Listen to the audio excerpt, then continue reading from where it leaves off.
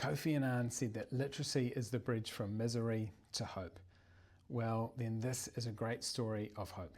We all know that our children desperately need the best start in life, and that means learning to read and learning to write and learning some maths. And even when others criticised us for it, we pushed on with our plan that requires every primary school student to get an hour a day of reading and an hour of writing and an hour of maths. And this year we introduced structured literacy for every student. Well, it's term 4, and we've got the first results in.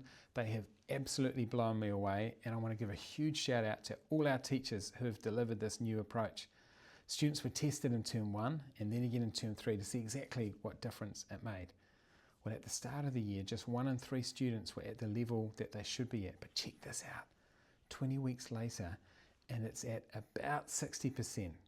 With almost half of our students exceeding the expected level now. That's double what it was 6 months earlier.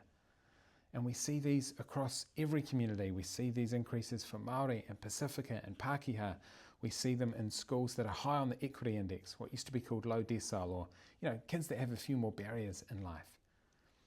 Well, at the start of the year, when the new structured literacy kicked in, more than half of our new entrance students needed targeted support with reading. 6 months later, and that's already down to only 1 in 3, 33%. So just take a minute and think about that, right? More than 1 in 3 students that used to need extra support don't need that extra help anymore. Like, that is transformational. Imagine being one of those students or one of their parents. That's huge. That's potentially life-changing.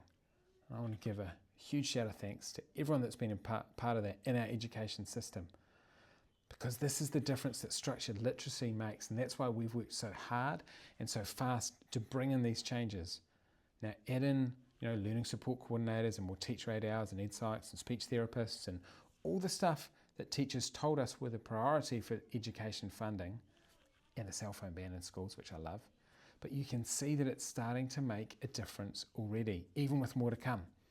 I just can't overemphasize how important education is to me, for my kids, for your grandchildren. We want them all, don't we, to be confident when it comes to reading and writing and maths, and that's why we're pushing so hard to make this progress. Huge thanks to everyone that works in our schools. It is so rewarding to see the difference that it's making for our children.